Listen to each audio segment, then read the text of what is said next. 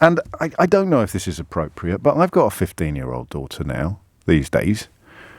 And I just popped into my head on this one. It's a weird one, isn't it? I need to tell you, there will be plenty of radio phone-ins where you can just ring in and give an opinion that's based upon things other than the facts. You know, that's fine. And there's not a great deal we can do about that. But the way I approach these matters is by imagining, as the law must do, the universality of the case. So I'm not sure that... See, there's so much going on here that you worry that you're about to contradict yourself, which is why I've already apologised for any mistakes that I may make in the course of this introduction, because I don't think that the Home Secretary, Sajid Javid it was at the time, should be able to strip anybody of their citizenship. I would say anybody. It doesn't seem to me to be a measure that a politician should have to be able to... And the way I explain that is not by saying Shamima Begum's citizenship, but by saying your citizenship. I don't think Priti Patel should be able to tell you that you're not British anymore, legally. I just think that's rang. I was trying to combine rank and wrong then, and it came out as rang. I do apologise. Do you see what I mean? I may...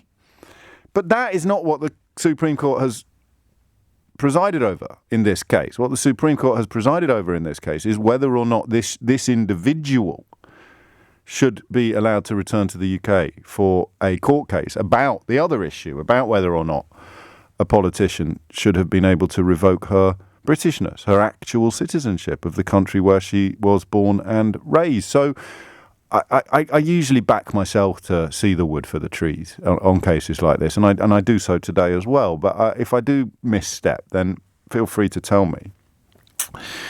That's the bottom line here, isn't it? There are two cases, and I don't know that the result that's handed down by the Supreme Court today, because actually a bit like yesterday when I found myself coming on air after Nick, pretty much from a similar perspective. Like him, I feel that she should be subject to British justice, and having your citizenship revoked doesn't seem to me to be a gift or a penalty that should be in the gift of a British politician. But there are two things going on. This is not a judgment on whether or not Sajid Javid was right or entitled to revoke her citizenship. It's a judgment on whether or not she should be allowed back into this country to fight that battle. And a large part of the judgment seems to hinge upon the fact that the security services do not feel confident that they would be able to keep a proper eye on her.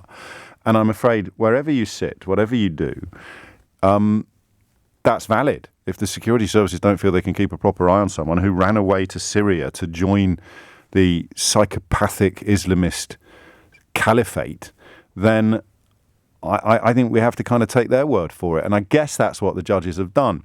So I stress again, you know, that there will be loads of radio phone-ins, possibly not on this station actually, but there'll be plenty of places you can ring in because you just hate Muslims generally. And this is a wonderful opportunity to sort of vent it in a slightly less obvious way. But I want to talk about whether or not Priti Patel should have the right to revoke your citizenship. Actually, not hers, not Shamima Begum's, but yours. This is a great victory for British justice. Why? I've no idea, just don't like brown people. That's categorically not a conversation that we're going to have today. So save your tuppence, seriously, and put the phone down. I want to see her put on trial here for whatever crimes she is accused of.